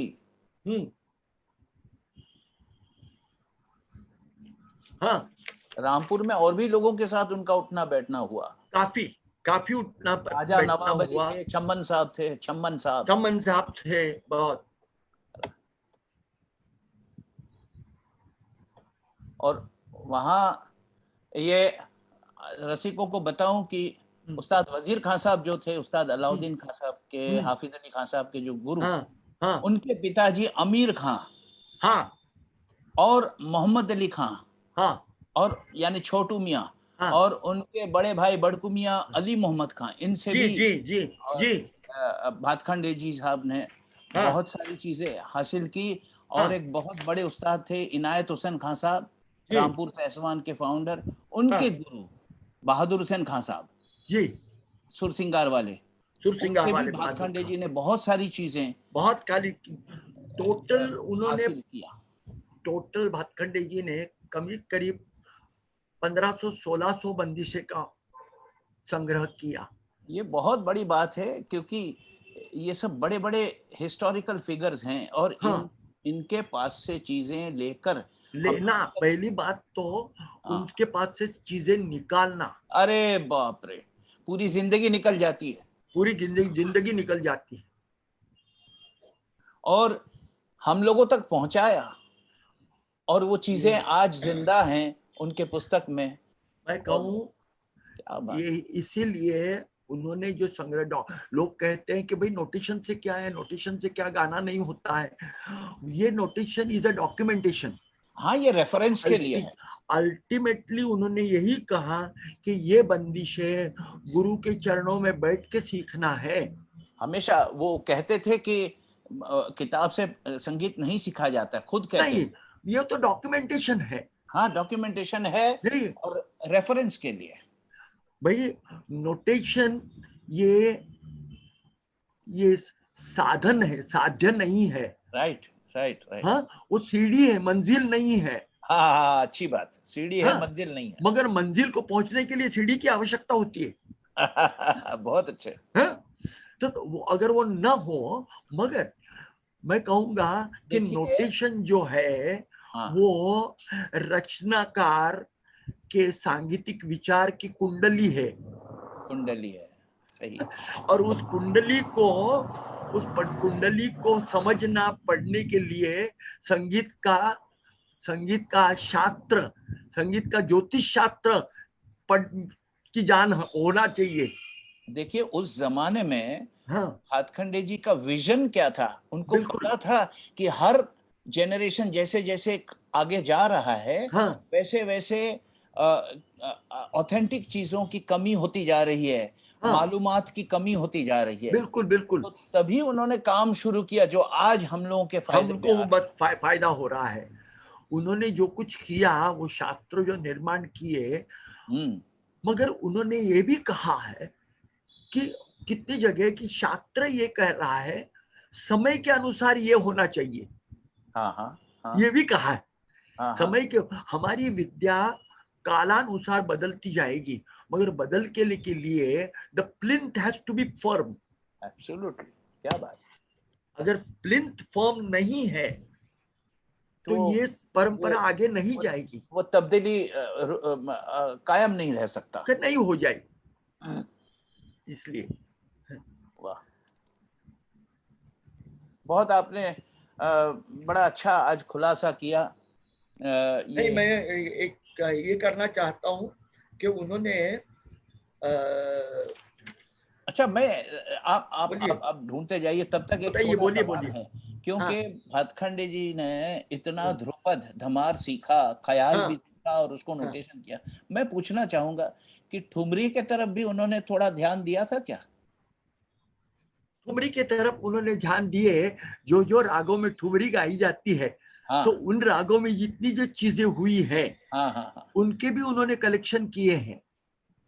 जैसे काफी, खमाज, जो उनका जो लक्षण गीत है खमाज में, उसमें से पता चलता है कि उनका बहुत डीप अंडरस्टैंडिंग था अबाउट ठुमरी। बिल्कुल, बहुत बिल्कुल। और वो उस भैरवी के देखिए कितने उन्होंने, ठुमरिया भी है, दादरे भी है, टप्पांग के भी गायब बंदिशें हैं। समझ में आई बात? तो हर अंग के बंदिशें उनके यहाँ है। मतलब ख्याल के, ध्रुपद, धमार, चतुरंग, त्रिवट, तराने। हाँ, नहीं, और रामपुर में इतना साल उन्होंने जब निकाला तो जरूर सनत पिया, इन लोगों की चीजें जो बंदिशें ठुमरी काफी है, सनत पिया, दरद पिया, इनकी सबकी चीजें हैं, उन्होंने इकट्ठी की है। और आज अगर हमारे भिंडी बाजार घराने की सुप्रसिद्ध गायिका अंजनी बाई मालपेकर कहती थी कि अगर भातखंडे जी ने ये काम न किया होता और वो न होते तो आज हम कलाकार फुटपाथ पे भीख मांगते। अरे बाप रे। She has written like this उनके इंटरव्यू में। नहीं, भातखंडे जी का जो काम, उन्होंने योगदान जो किया है, किताबें जो पुस्तक लिखे हैं, वो सारे म्यूजिशियंस के लिए शिक्षकों के लिए, छात्रों के लिए एक most important dependable source of information और राग समझने के लिए डिक्शनरी है। बिल्कुल। हाँ, तो मैं तो ये समझता हूँ कि चाहे कुछ भी कहें कोई भी, लेकिन करीबन सभी कलाकार के घर में उनके क्रमिक पुस्तक मालिका जरूर कलेक्शन है। हाँ। चाहे बाहर के कमरे में दिखा के रखे या अंदर के रखे। हाँ, मगर अच्छा दूसरी बात मैं बताऊं आपको, उन्होंने जो कुछ पुराने ग्रंथ और अपने ग्रंथ लिखे और पुराने ग्रंथों को फिर पुनः प्रकाशन किया है, प्रिंटेड उन्होंने जो किए हैं, और अपने ग्रंथों में उन्होंने कभी भी अपना नाम नहीं लिखा। हाँ, ये मैं बता रहा हूं आपको। क्यों कि पहली बात तो वो कहते थे मैं एक निमित्त हूं, वो करने वाला वही है, मेरा नाम कहीं भी नहीं चाहिए। और मैं बताऊं आपको कि जहां जहां उन्होंने, अभी उदाहरण के लिए बड़ौदा का जो विद्यालय हुआ, बड़ौदा का विद्यालय जो हुआ वो सयाजीराव विद्यालय के नाम से हुआ। गायकवाड़ म्यूजिक कॉलेज जी, यूनिवर्सिटी सयाजीराव गायकवाड़ म्यूजिक। ग्वालियर का हुआ तो माधव संगीत विद्यालय हुआ। हाँ हाँ। लखनऊ का जो हुआ उस वक्त लखनऊ के वो विलियम मैरिस वो गवर्नर थे। हाँ, तो उन्होंने वो इमारत डोनेट किया था, तो इसलिए उन्होंने मैरिस कॉलेज ऑफ हिंदुस्तानी म्यूजिक के नाम से हुआ। हाँ हाँ हाँ हाँ, समझ में आई। भातखंडे जी गुजर जाने के बाद भातखंडे विद्यापीठ नाम हुआ, बराबर है। तब तक नहीं हुआ क्योंकि वो नहीं चाहते थे वो अपना नाम हो। और पुराने ग्रंथों में नयन भाई उन्होंने विष्णु शर्मा इस नाम से ग्रंथ लिखे हैं। मैं बताऊं आपको उसका एक कारण, वो चाहते थे जो पुराने संस्कृत के ग्रंथ है उनके, स्वरमेल कलानिधि, और उनके और भी किताबें जो हैं वो उन्होंने विष्णु शर्मा इस नाम से किया है। हाँ, विष्णु शर्मा, और एक विष्णु भरद्वाज करके नाम था उनका ना, भरद्वाज ने विष्णु शर्मा के नाम से किया। मगर मैं आपको बताऊं, अभी ये वकालत का उनका दिमाग देखिए। अच्छा, जब भी उन्होंने ये संगीत पद्धति जो है भातखंडे संगीत पद्धति, जहाँ चर्चात्मक उन्होंने विषय रागों के बारे में चर्चा की है अपने एक गुरु शिष्य के रूप में जी, उसमें वो क्या कहते हैं मालूम है शिष्य को?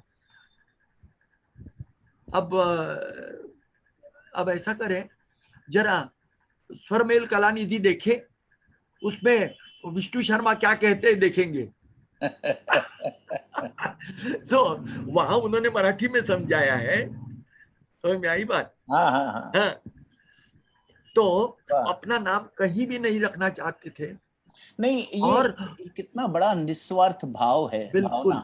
वाह वाह। और मैं बताऊं आपको, उन्होंने अपने बंदिशों में चतुर नाम जो रखा है, हाँ, तो वो चतुर पंडित हम कहते हैं उनको। हाँ, मगर वो चतुर का मतलब है उनका गणपति, चतुर्भुज। अच्छा, क्योंकि उनका जो खमाज का तब चतुर कहे कहते कम इतना ही नहीं है, हमारी ललित की बंदिश है। उसमें चतुर का नाम जो है विघ्न हरण गौरी के नंदन, पूरन करण सकल मन काज, एक द्वंत दयावंत चतुर्भुज, हमारी अरज सुनो महाराज। तो वो गणपति को प्रार्थना कर रहे हैं, और गणपति उनका क्योंकि उनका ओरिजिनल नाम गजानन था, बाद में विष्णु हुआ, तो उन्होंने अपने सब में चतुर नाम रखा है। अच्छा, उनके ये तकल्लुस उनकी नॉम डिप्लूम। हाँ हाँ, पेन नेम वो उन्होंने ये किया है। वाह। मेरे ख्याल से अभी हम लोग ये चर्चा आगे ले जाएंगे, तब मैं पूरी उसके बाद में डिटेल्स कहूंगा कि किनसे क्या क्या बंदिशें हुई है।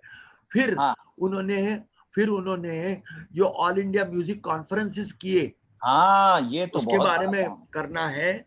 देखिए 1916 में पहली कॉन्फ्रेंस की बड़ौदा में, बड़ौदा में, हाँ। उसके उस कॉन्फ्रेंस में अन्ना साहब थे।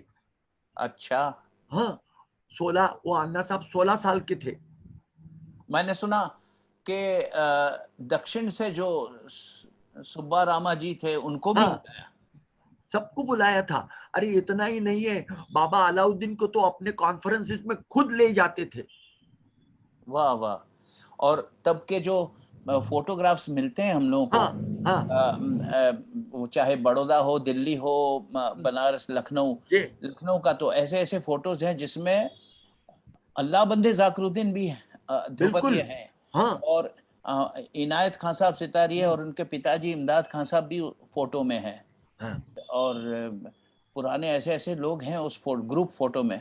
बिल्कुल है, वो फोटो है। तो इतने बड़े बड़े उस्तादों को उन्होंने कैसे इकट्ठा किया, और लाया। क्या, और हर एक, और उन्होंने ये कॉन्फ्रेंस इसलिए किए कि उन्होंने जो कुछ राग का अभ्यास किया, पुराने ग्रंथों का अभ्यास किया, वो क्लैरिफाई हो जाए। और उसके बाद जो नया शास्त्र बनाया संगीत रागों का, जी। वो सब बुजुर्गों से उसके सर्टिफिकेशन करने के लिए उन्होंने वो कॉन्फ्रेंसेस की।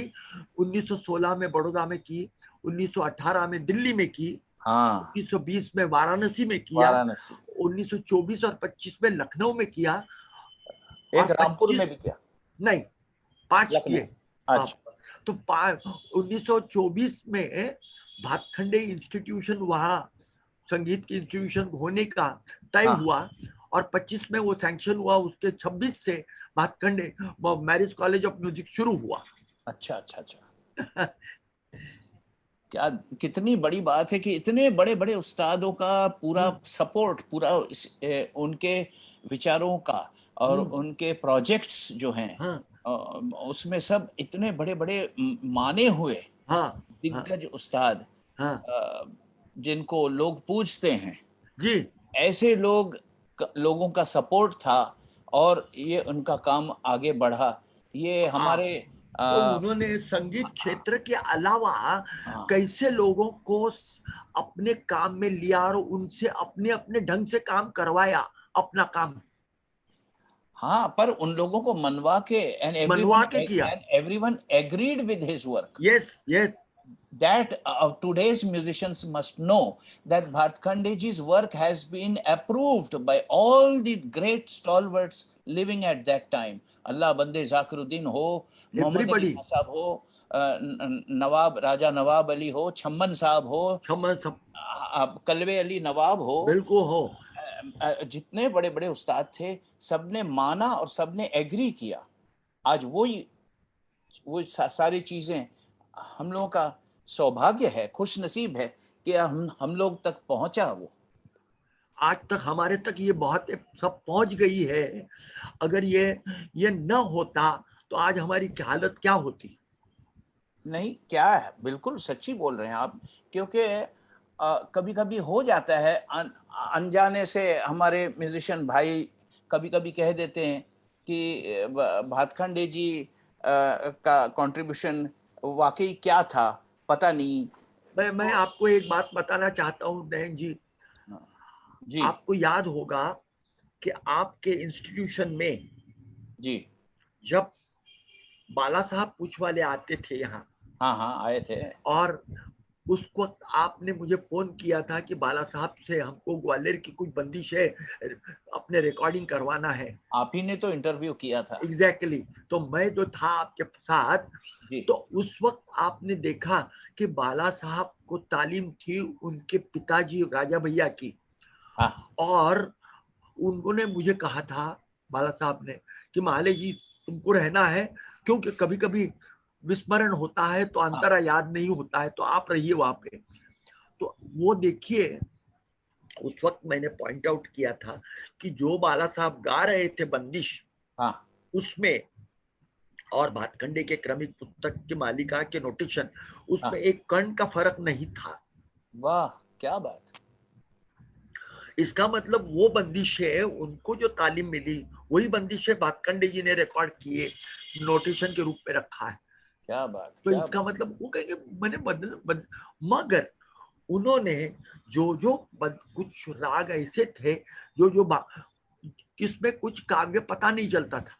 अच्छा, उसका अर्थ नहीं लगता था। अच्छा, हाँ, तो उन्होंने क्या किया, उसकी जुगलबंद बनवाया। तो उनको लगा कि वो म्यूजिक स्ट्रक्चर अच्छा है, मगर ये शब्द अगर किसी को इसका कोई अर्थ नहीं लगेगा तो आगे नहीं जाएगा। हाँ हाँ हाँ हाँ। तो इसलिए उन्होंने या तो जुगलबंद बनाया या तो उसमें लक्षण गीत बनाए। अच्छा, समझ में आई बात?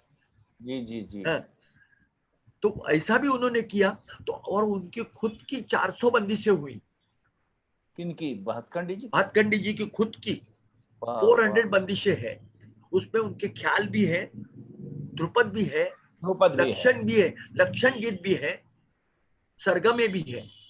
हाँ हाँ हाँ हाँ। बाप रे, कितना बड़ा काम किया वाकई। हम इसका लोग, इसका बाद में हम इलेबोरेटली कहेंगे हाँ, कि क्या क्या हुआ, किससे किससे क्या क्या बंदिशें मिली है। या अगले एपिसोड में कहना चाहेंगे या आज कहना चाहेंगे? अभी तो 7:30 है। हाँ, तो देखिए अभी। एक काम करते हैं, अगले एपिसोड में इसको कंटिन्यू करेंगे, हाँ बिल्कुल बिल्कुल। क्योंकि बहुत सारा मालूमात जो है हाँ वो और भी खुलासा हो जाए हम लोगों के हाँ लिए, हाँ हाँ व्यूअर्स के लिए। बिल्कुल बिल्कुल। बहुत कुछ मालूम पड़ेगा, हाँ बहुत कुछ सीखने को मिलेगा। हाँ और ये भातखंडे जी ने एक जीवन में, एक जिंदगी में जो काम किया, वो मेरे ख्याल से कोई वो 4-5 आपको जिंदगी में मालूम वो होगा, लाइफलाइन। रविंद्रनाथ टैगोर जी ने कहा है, रविंद्रनाथ टैगोर जी ने कहा है कि कुछ आदमी मिलकर 300 साल में जो काम होता है वो एक आदमी ने एक जीवन में किया है। This is Rabindranath Tagore wordings. देखिए, रविंद्रनाथ जी ने खुद अगर कहा तो हम कौन होते हैं, लेकिन कितनी बड़ी बात कि he was a super human. Super human. ये आदमी मनुष्य का काम नहीं है। नहीं, ये देवता थे, वो मनुष्य के रूप में आके करके गए काम। इसलिए मैं कह रहा था कि ये उनका अवतार है, उनको ये काम करना ही था और वो काम उनका खत्म हुआ, बस उनका जीवन खत्म हुआ। हाँ, नहीं, और जो ऐसे लोगों को भगवान ईश्वर हाँ समय समय पे भेजते हैं किसी भी इम्पोर्टेंट चीज को बचा के रखने के लिए। बिल्कुल, वो हमारे वही होता इतिहास है। में देखिए और आप। वो उनका कार्य ऐसा ही होता है कि वो पहले तय होता है दाता विदाता कि भाई आप, तुमको जाना है, तुमको ये कार्य करना है। हाँ, वही काम पलूसकर जी ने किया वहां पे उनका। बिल्कुल बिल्कुल। और यहाँ भातखंडे जी ने ये काम किया। मगर भातखंडे जी ने जो काम किया, उनके पट्ट शिष्य गुरुवर्य अण्णा साहब ने उसको और अपना आगे बढ़ाया। वो कैसे आगे बढ़ाया एक एक चीजों को मैं बाद में भी कहूंगा।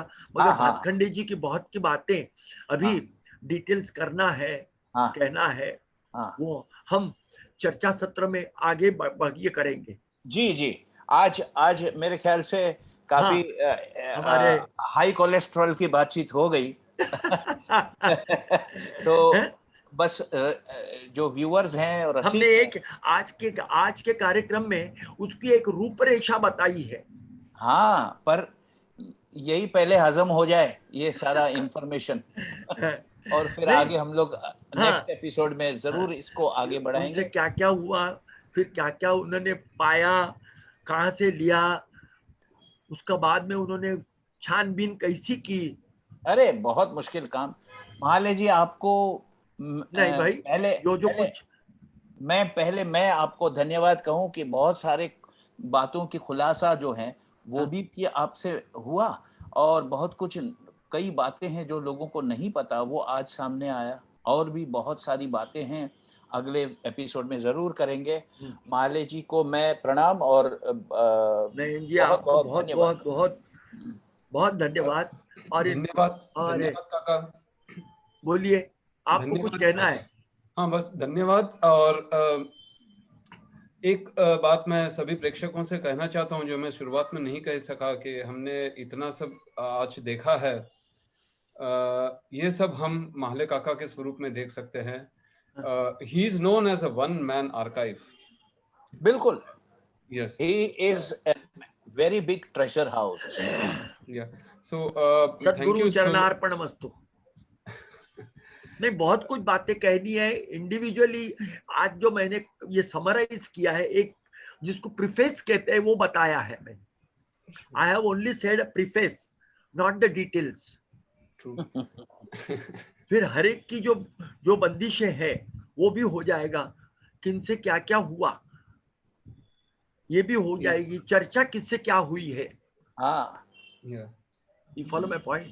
Yes, yes. उसके इसलिए कहा ना ये विषय बहुत बड़ा है. ये हमने तो 3 एपिसोड लिए हैं, हम कोशिश करते हैं उसमें ये करने का. अगर चाहे आगे बढ़ जाए मालूम नहीं. नहीं.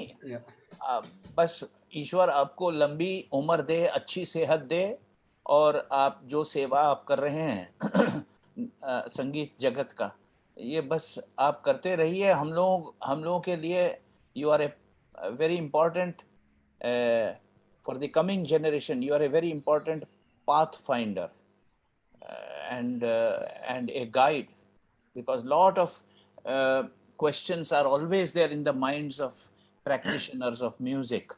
और जो मैं तो चाहता हूँ नयन भाई, अगर श्रोताओं से कोई क्वेश्चन आएगा तो उस हिसाब से उसका हम ये कर सकते हैं. कुछ आए क्या आज Prashant ji? Yeah, there are certain questions which we have seen. Comments में कुछ questions आए हैं, कुछ प्रश्न लोगों श्रोताओं ने पूछे हैं. हम इसको इकट्ठा करके अगले एपिसोड में इसका निवारण करेंगे.